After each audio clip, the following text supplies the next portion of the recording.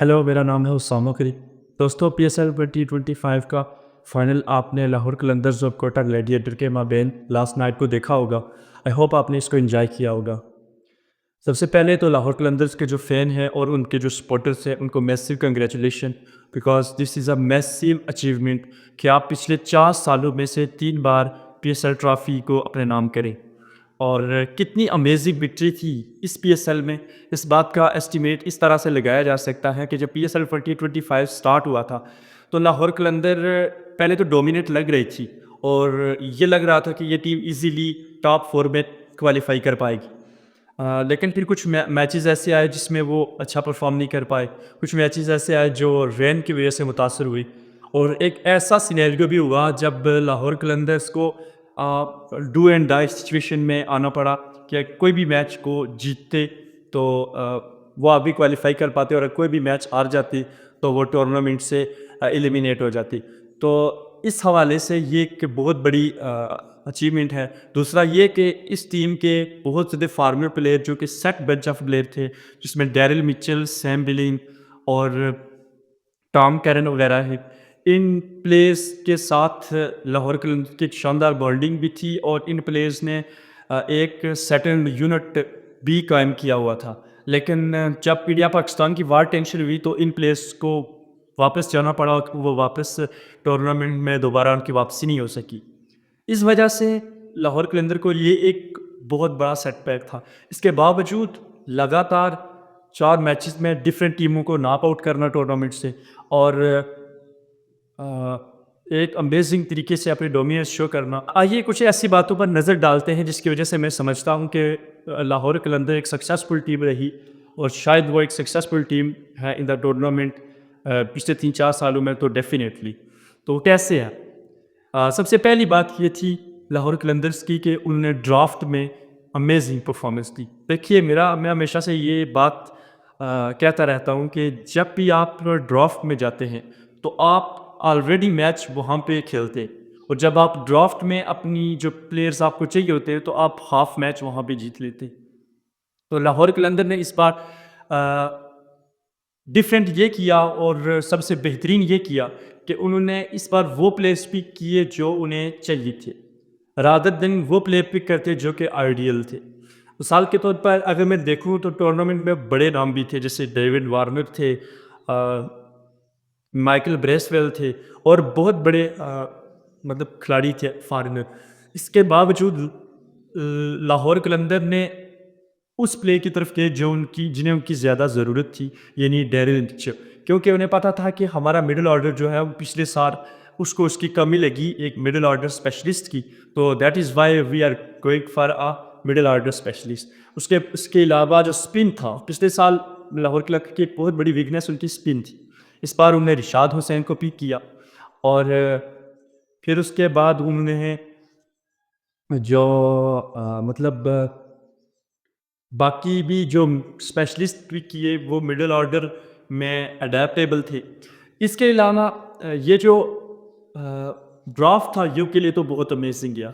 उसके बाद दूसरी चीज़ जो उनके लिए वर्क करी वो ये थी कि हर चीज़ उनके लिए क्लिक कर रही थी। शायद समटाइम्स आप इसको लक का फैक्टर कह सकते, समटाइम्स आप इसको अमेजिंग प्लानिंग कह सकते, पर आप जो भी कहें, लेकिन यह है कि एक हर चीज़ के लिए क्लिक करी जो शायद किसी भी टीम के लिए क्लिक नहीं करी इस तरह से। वो मैं इस तरह से कह रहा हूँ कि देखिए रिप्लेसमेंट का सबसे पहले मैं बता देता हूँ कि रिप्लेसमेंट ड्राफ्ट में अब बहुत सारे प्लेयर थे, लेकिन लाहौर कलंदर ने कंटिन्यूसली जाके श्रीलंकन प्लेयर को पिक किया बिकॉज उन्हें लगा कि श्रीलंकन प्लेयर हैं। इवन दो मैं भी मेरा भी काफ़ी टाइम से ओपिनियन है कि ये जो श्रीलंकन के प्लेयर हैं हमें इन्हें काफ़ी तौर पर अंडर रेट कर रहे थे, हम इन्हें समझते उस तरह से वैल्यू नहीं देते कि ये हमारी लीग में अच्छा परफॉर्म कर पाएंगे। इवन दो इनकी जो कंडीशन है प्ले की वो सम हाउ हमसे सिमिलर हैं और इन्हें एक्सपीरियंस होता है उन कंडीशन का और ये बहुत अमेजिंग प्लेयर है। तो लाहौर कलंदर्स इस हवाले से बहुत अच्छा रहा है कि उनने वो प्लेयर्स पिक किए जो उन्हें चाहिए थे, लाइक शाल परेरा और रजा पाक्शा और दूसरे जो प्लेयर्स थे। तो श्रीलंकन प्लेयर की एक जो उनका रिप्लेसमेंट थी वो बहुत शानदार थी। इसके अलावा हर चीज़ उनके लिए क्लिक करी गई। इसका मेरा मतलब यह है कि देखें कुछ टाइम पहले भी फाइनल से सिकंदर रज़ा की एंट्री होती है और उससे पहले सिकंदर रज़ा की एंट्री होती है। आप क्या कहें कि बहुत अमेज़िंग क्रेडिट उनको जाता है और डेफ़िनेटली लाहौर कलंदर की मैनेजमेंट को भी। मगर एक चीज़ है कि जहाँ पे मैं कहता हूँ कि चीज़ें क्लिक कर गई, उनका उसका ये मतलब है कि 1 दिन पहले टेस्ट मैच ही फिनिश हो गया। अब देखिए अगर टेस्ट मैच फिनिश ना होता तो ऑब्वियसली सिकंदर रज़ा तो ना आती। तो डेफ़िनेटली जब आप अच्छी प्लेनिंग करते हो तो समहाउ लक और जो चीज़ें हैं वो आपके लिए वर्क करती हैं। तो ये भी एक सीन था। फिर उसके अलावा उनकी कंडीशंस बड़ी अच्छी थी। कज़ाफ़ी में लाहौर कलंदर का एक बहुत अमेज़िंग पैटर्न है और वहाँ पे वो काफ़ी अच्छा कंट्रीब्यूट करते हैं as a team for the PSL battle मिल। तो ये बहुत शानदार उनके लिए चीज़ें वर्क करी। इसी तरह रिशाद हुसैन को सेमीफ़ाइनल से पहले पिक कर लिया दोबारा से और रिशाद हुसैन ने आके 3 विकेटें ले ली जो अपना क्वालीफायर था। तो इस तरह से चीज़ें उनके लिए वर्क करी। फिर उसके अलावा एक ज़बरदस्त चीज़ इस टीम में ये है कि इसमें एनवायरनमेंट बहुत स्ट्रॉन्ग है। आप ऑब्वियसली हम उनको ट्रोल भी करते हैं और हम मीम्स भी बनाते हैं कि लाहौर कलंदर एक वो जो प्लॉट्स और जो आईफ़ोन्स वगैरह देते हैं। But this is the something that needs to be keep in mind that ये चीज़ें जो होती है यही टीम को यूनाइट करती है। और देखिए कैसा एनवायरनमेंट बना है कि सिकंदर रज़ा कितनी देर वेट करने के बाद और जो स्टोरी आपको पता है वो करने के बाद वो पीएसएल में दोबारा से वापस आए।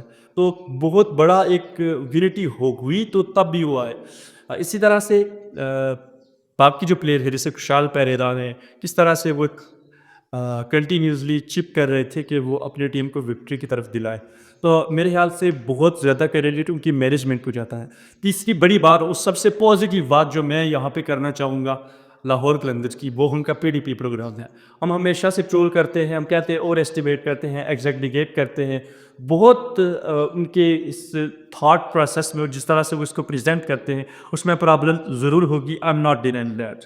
बट द फैक्ट इज़ कि पीडीपी ने पाकिस्तान क्रिकेट को हेल्प की और लाहौर कलंदर का ये मकसद जो है पीडीपी का is as positive as you might consider it.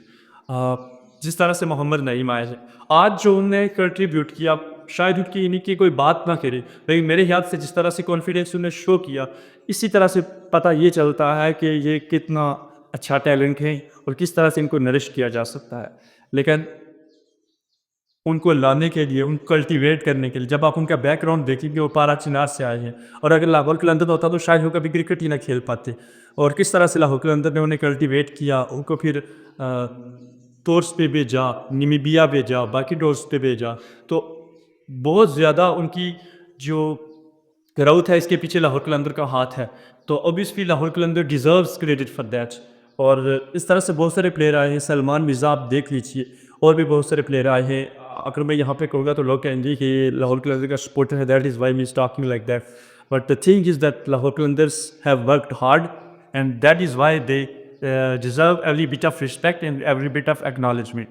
So congratulations to Lahore Qalandar fan or congratulations to every fan in the Pakistan cricket who have been continuously watching PSL के हमारी लीग एक शानदार तरीके से तमाम हुआ। पिछले कुछ मैचेस जो थे टूर्नामेंट के आवाज़ में उस तरह से एंटरटेनिंग नहीं थी, बट टूर्नामेंट का एंड जो था वो बहुत परफेक्ट हुआ। I am so happy for my league. Thank you so much.